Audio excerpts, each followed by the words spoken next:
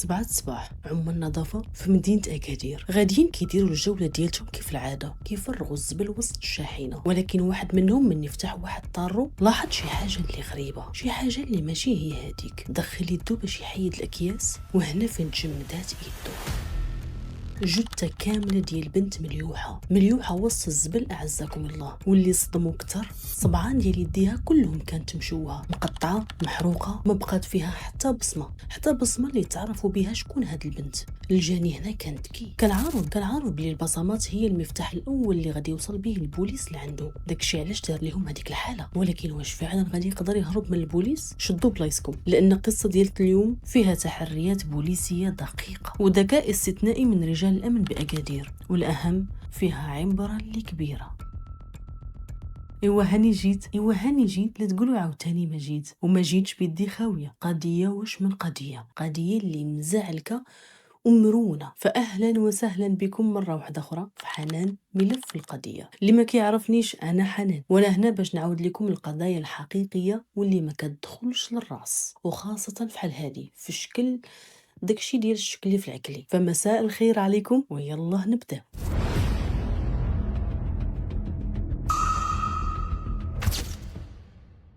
باش نفهموا القصة ديال هاد البنت خاصنا نرجعوا بالزمان شوية اللور من الأول ونعرفوا القصة الكاملة. القصة وقعت سنة 2007 في مدينة أكادير. غنمشيو نيشان عند واحد الأسرة اللي كتكون من 4 الأفراد، كاين الأب والأم وعندهم بنت وولد. البنت سميتها نرجس، هي الكبيرة على خوها، وهي بطلة قصتنا اليوم. نرجس واحد البنت اللي كانت متفوقة في الدراسة ديالها، ومنين نجحات في الباك هنا بدات كتفكر في شي حاجة اللي تخليها تقرا مدة قصيرة وتخدم بالزربة، حيت ما كانش عندها الصبر اللي تزيد تقرا سنين طويلة. وهذا الشيء هو اللي خلاها في الأخير تختار تقرا التمريض. بحكم باها كانت الحالة المادية ديالته ضعيفة وعلى قد الحال، وكان كيدير اللي في جهده باش يوفر لها كاع الاحتياجات ديالها. وهذا الشيء هو اللي ما نساتوش البنت ديالو، لدرجه كانت باغا تخدم دغيا غير باش ترد لباها داكشي دار على قبلها. بالخصوص مني كتشوفوا غادي وتيكبر في العمر، والصحه ديالته نهار على نهار وهي كترجع له. فمع الوقت ما غاديش يبقى قادر حتى يخرج يخدم. وبالفعل بعد مده ديال عامين تخرجات نرجس وخدمت في واحد السبيطار في اكادير. وعلى حساب الخدمه ديالتها مره كتخدم مع الصباح من الصباح حتى العشيه، وبعض المرات كتجيها النوبه بالليل على حساب المجموعه اللي كانت خدامه معاها. حياه نرجس بقات على هذا الحال حتى لواحد النهار كانت نرجس خدامه في الليل. في ديك العشيه ناضت امها، صيبات ليها العشاء اللي كتدي معاها ووجدت ليها كل شيء اللي كتحتاج.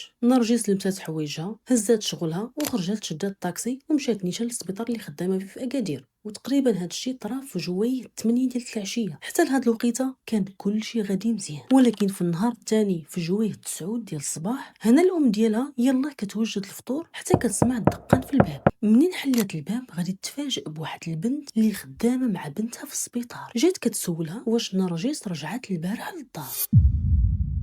والام هنا على نيتها قالت لها بنتي في الوقيته اللي خرجت من الدار البارح مازال حد الساعه ما رجعت. وقالت لها يلاه لقيتيني كنوجد الفطور باش يلاه مع الدخل تفطر وتمشي ترتاح ليها شويه. ولكن انت علاش جيتي في هذا الوقت وكتسولي على نرجس؟ وهنا فين هاد البنت غادي تقول ليها باللي بنتك نرجس البارح راه خوات بيا. كيفاش بنتي خوات بيك؟ جاوبتها باللي بنتك مني مشات البارح للسبيطار جلسات تقريبا واحد الساعه حتى لواحد الساعه ونص ديال الوقت، وجاتها واحد المكالمه من عند واحد الطبيب. هاد الطبيب سميتو الدكتور هشام، واحد السيد اللي نرجس كانت عندها علاقه معاه. وفي الاخبار الام ديالها على اساس كانوا متفقين بجوج بهم على الزواج، غير مساله ديال الوقت وصافي. على ما يقادوا الامور ديالهم وديك الساعه غادي يتقدم الدكتور هشام لنرجس. المهم هاد صاحبتها هذه اللي سميتها فاطمه الزهراء فاش كانت كتعاود الام ديال نرجس قالت ليها باللي بنتك قالت لي غادي نخرج واحد 45 دقيقه حتى لساعه ديال المكانه، غادي نقضي واحد الغرض مع الدكتور هشام وغادي نرجع في ساعه. واكدت عليها باللي ما غاديش تعطل. قالت ليها اعطيني فقط 45 دقيقه، كاع الا تعطلت ساعه ديال المكانه، ساعه المكانه ما غاديش نفوتها. وفي نفس الوقت طلبات منها تشد بلاصتها في السيرفيس على ما ترجع باش ما يعرفوهاش باللي راها خارجه، وخلات البوست خاوي. وداك الشيء اللي وقع صاحب نرجس شدات البلاصه ديالتها ودارت كاع الخدمه اللي كانت مفروض ان نرجس هي اللي ديرها. فعلا نرجس راها كاينه في السبيطار وكدير خدمتها لدرجه ما خلات حتى شي واحد يحس بلي نرجس راه كاع ما كاينه في البوست. ولكن صاحبتها مني شافت البنت عطلات تقريبا دازت واحد الساعتين ديال الوقت. هنا بدات فاطمه الزهراء كتصل بنرجس حتى هي عاوتاني باش ما تخرجش على خدمتها. عيات ما اتصل بها ولكن والو. وتقول واش كتجاوب. حتى الصباح مني سالت خدمتها قالت ارا ندوز عندها للدار ونشوف اشنو طاري واشنو وقع وعلاش خوات بيا البارح. نرجس مني سمعت هاد الهضره السيده الدنيا ضاقت بها، هي في بالها بنتها راه في السبيطار خدامه. هنا شنو غدير ما غدير؟ قالت لها صاحبتها يلا هي معايا نشوفوا هاد الدكتور هشام شنو تيقول ونسولوه على بنتي. بحكم صاحبتها كتقول باللي راه هو اخر واحد قالت ليها نرجس باللي غادي تلاقى معاه، ولكن اللي طرا مني مشاو للسبيطار اللي خدام فيه هاد السيد اللي هو الدكتور هشام وسولاتو الام ديال نرجس فين بنتي وفين مشات واشنو درتي لبنتي. السيد في هذيك اللحظه استغرب، قال لي اش كتقولي الشريفه؟ اين بنت هذه اللي كتهضري عليها؟ حيت الا كنتي كتهضري على نرجس انا راني ما شفتهاش البارح نهائيا وما اتصلتش بها كاع البارح. ولكن ما قلت له ما يمكنش صاحبتها غادي تكذب عليا، هي شاهده باللي انت جويه ديال 10 ديال الليل عيطتي لبنتي نرجس اتصلتي بها وهي علمت صاحبتها باللي غادي تخرج تشوفك تقضيو واحد الغرض وترجعوا بجوج، يعني ما يمكنش تكذب على البنت. المشكله ان الدكتور هشام بقى متشبت بالكلام ديالو وتيأكد الام ديالها باللي ما تلاقاش بنتها في هذيك الليله واصلا ما اتصلش بها، وكان اخر مره هضر معاها في هذيك النهار قبل ما تخرج من دارهم وتمشي للسبيطار، واللي علماتو باللي راه عندها الخدمه بالليل ومن تما ما عاودش عيط ليها على اساس انها راه خدامه بالليل. يعني السيد هنايا تيقول باللي ما شافش نرجس وما عارف عليها حتى شي خبار. الام ديال نرجس من لقات الدكتور هشام تينكر واش تلاقى بنتها شافت حتى عيات ورجعت للدار على امل ان تكون بنتها رجعت للدار، ولكن عير دخلت مع الباب غتكتشف باللي بنتها ما كايناش في الدار. بقات كتسنى حتى وصلت الجوج ديال النهار. هنا اشنو غادي دير؟ ديك الساعه عيطات على باها ومشات هي وياه لعند البوليس كيبلغوا على الاختفاء ديال بنتهم نرجس. عاودت لهم داكشي كله اللي وقع ملي خرجت بنتهم من الدار حتى الوقيته اللي جات هاد فاطمه الزهراء وقالت ليها شنو كاين وباللي مشاو عند الدكتور هشام وعاودت لهم الفيلم كامله وقالت لهم باللي هاد السيد انكر نهائيا واش شاف بنتي، واخا صاحبتها كانت شاهده باللي هو اخر واحد اتصل بها وباللي خرجات على اساس انها تلاقى به. المهم من بعد البوليس ما سمع الوالدين ديال نرجس قالوا لهم ياك ما عندها شي مشكل مع هاد السيد اللي هو الدكتور هشام، ولكن الام ديالها قالت لهم باللي على حد العلم ديالي وداكشي اللي كانت كتعاود ليا نرجس عليه باللي هذا الدكتور هشام شخص اللي مزيان والله يعمر ليه الدار وكانت ديما كتشكر فيه واللي كانوا متفقين باللي غير شي شهوره وغادي يتزوجوا. واخا هنا فين غادي يرجعوا البوليس وغادي يسولوا الوالدين ديال نرجس فين هي هاد صاحبتها فاطمه الزهراء اللي جات علماتكم بهادشي كله. قالت لهم الام ديال نرجس باللي فاطمه الزهراء راه كانت خدامه الليل كامله وباللي راه مشات لدارهم باش ترتاح، وقالت لهم الا خاصكم شي حاجه ولا وصلتوا لشي خبر عيطوا لي راه نجي في ساعه. على حسب الاقوال ديال الام والاب تيقولوا بلي ما سبقش لبنتهم باتت برا الدار وكانت هذه اول مره البنت تختفي بهذه الطريقه. المهم هنا البوليس خداو جميع المعلومات على المختفيه وهنا اكدوا البوليس للوالدين ديال نرجس باللي غادي يديروا اللي في جهدهم باش يلقاو نرجس وفي حاله الا وصلوا لاي جديد غادي يعلموهم. البوليس من بعد ما رجعوا المعطيات اللي تعطاتهم من عند الوالدين ديال نرجس هنا فكروا زعما ممكن تكون نرجس لا قدر الله دارت شي اكسيدون في الطريق ديالها للسبيطار وتنقلات لشي سبيطار واحد اخر، ولكن ملي داروا التحريات ديالهم وبحثوا مزيان في هذا البيست للاسف ما لقاو ليها حتى شي اثار. في هذا الوقت رجعوا والدين نرجس للمنطقه فين كيسكنوا وبداو كيسولوا الساكنه ياك ما سمعوا شي حاجه ولا شافوا شي حاجه وهما ما فراسهمش، ورجعوا دواو حتى مع فاطمه الزهراء صاحبتها لا تكون عرفات شي حاجه ولا نرجس اتصلت بها، ولكن للاسف حتى واحد ما سمع ولا شاف شي حاجه. دازت يومين و11 ساعه على الاختفاء ديال نرجس. في هذا الوقت البوليس غادي يتوصلوا بواحد البلاغ من عند عمال ديال النظافه باللي ملي كانوا كيجمعوا الازبال عزكم الله فاش حلوا واحد البركاسه كيلقاو جثه كامله ديال بنت مليوحه في واحده من البركاسات. هاد الاخباريه زعزعات البوليس من بلاصتو لدرجه خرجت واحد الدوريه في البلاصه الموقع اللي حدوا لهم عمال ديال النظافه، وفعلا مع وصل البوليس كيلقاو عمال النظافه واقفين حسكه قدام واحد البركاسه ومعاهم مجموعه ديال الناس من الساكنه ديال الحي. على حساب اقوال عامل ديال النظافه هبط من الكاميو باش يحل البركاسه ويديرها في اللور ديال الكاميو تقريبا جويه ديال 7 ديال الصباح. كيف ما موالفين هز البركاسه الاولى ومشى داز البركاسه الثانيه حتى كيكتشف باللي كاينه جثه كامله ديال البنت مليوحه في البركاسه وفوق منها الازبال. لدرجه هاد العامل من كثره الصدمه بقى كيغوت حتى تجمعوا عليه العمال والساكنه ديال داك الحي، هما اللي بقاو كيهدئوا فيه بشويه بشويه حتى سكت من الغوات، حتى رجع لوعيه وشد فراسو. البوليس اول حاجه داروها طوقوا المكان وعلموا الشرطه العلميه باش تلتحق بهم لعين المكان ويبداو في الاجراءات ديالهم. انا غادي نمشيو نيشان ونشوفوا المعاينه الاولى اللي داروا الجثه. من بعد ما جبدوها من البركاسه غادي يلاحظوا بلي الجثه ديال بنت في عز ديال الشباب ديالها باقا صغيره، وللاسف تلقات اكثر من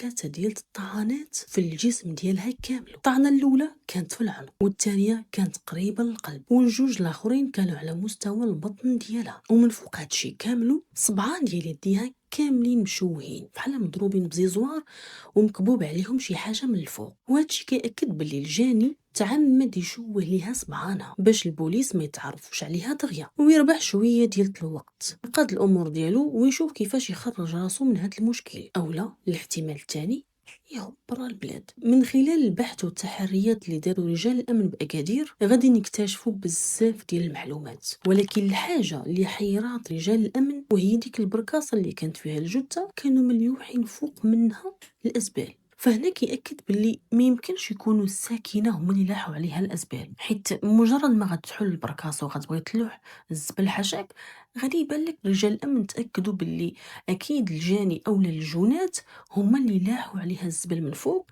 باش من يجي العمال ديال النظافه غير يشوفوا البركاسه عامره ما غادي يلاحظوا حتى شي حاجه ويهزوا البركاسه ويخويوها نيشان وسط الكاميو. وكنا عارفين باللي الكاميو كتكون فيها ديك الماكينه اللي كتبريسي هذاك الشيء كله. وبهكذا هما قالوا مع راساتهم باللي عمال النظافه مني غادي يهزوا البركاسه اللي وسط منها الجثه حتى هي غادي تبريصا مع هذوك النفايات وما غيديهم يجيبوا. من بعد مثلا البوليس والشرطه العلميه من الاجراءات ديالهم هنا غادي يستعنوا حتى بالكلاب المدربه باش يلاه يوسعوا دائره ديال البحث ويقلبوا في هذيك المنطقه كامله، بحكم ان هذوك البركاسات كانوا محطوطين بعاد شويه على واحد المجمع سكني، الا ان كاع الخيوط وكاع دوك البيستات اللي مشاو من وراهم ما وصلهم لفين. والحل اللي كان قدامهم يرجعوا يقلبوا في البلاغات ديال الاختفاء. وهنا فين غادي نكتشفوا بلا شك ان هاد البنت هي نرجس اللي ما كانش دازت مده طويله على الاختفاء ديالها. تعرفوا عليها البوليس غير من الملامح ديالها ومن الصور اللي عطاوها لهم الوالدين ديالها. البوليس شنو غادي يديروا؟ غادي يتواصلوا بالاب ديالها وغيطلبوا منه يلتحق بهم الكوميساريه هو والزوجه ديالو. غير دخلوا عند البوليس علموهم باللي بنتهم تلقات، ولكن للاسف تلقات مقتوله، وباللي حنا كنديروا اللي في جهدنا باش نعرفوا شكون مول الفعله. فبلا ما نقول لكم الاحساس ديال الوالدين كيفاش تلقاو هذا الخبر، ما كاين مصعب انك ولادك يموتوا قبل منك، وماشي يموتوا موتة عاديه، لا مقتولين. هنا البوليس غادي يعاودوا البحث مع الوالدين ديال نرجس، كل تفصيله في حياتها اللي تقدر تكون مهمه توصلهم شكون مول الفعله اللي دار فيها هذيك الحاله، وخاصه الدكتور هشام اللي نكر باللي تلاقى مع نرجس في هذاك النهار ونكر كاع واش دوا معاها ولا تكلم معاها. فالوالدين كانوا عارفين بعلاقه هذا الطبيب ببنتهم نرجس واللي بنتهم ديما كتشكر فيه وما عمرها قالت عليه شي حاجه اللي خايبه، بالعكس واش كانت كتشوف فيه هو هذاك السيد اللي غادي يخرجها من التماره ديال السبيطارات وغادي يهزها من الفقر وغادي يضمن لها مستقبل اللي هو محترم. ولكن بحكم الخبره ديالتهم كيعرفوا مزيان انه في اغلب القضايا تيكون الجاني هو الاقرب واحد للضحيه. وبالضبط علاش هاد الدكتور نكر بلي هذاك النهار شاف نرجس، وخا فاطمه الزهراء اللي صاحبتها اكدت بلي هو اخر واحد عيط ليها وبلي البنت خرجت لعنده باش تلاقى به. يعني علاش غادي يكذب ويقول لك راه ما شفتهاش وما عيطش ليها كاع؟ فهنا البوليس غادي يطبقوا الخناق التقني، تحليل ديال المكالمات، الخيط اللي ما يمكنش ما يوصلكش لشي حاجه. وهنا البوليس غادي يتوجهوا لمركز الاتصالات ويطالبوا بالغلف ديال المكالمات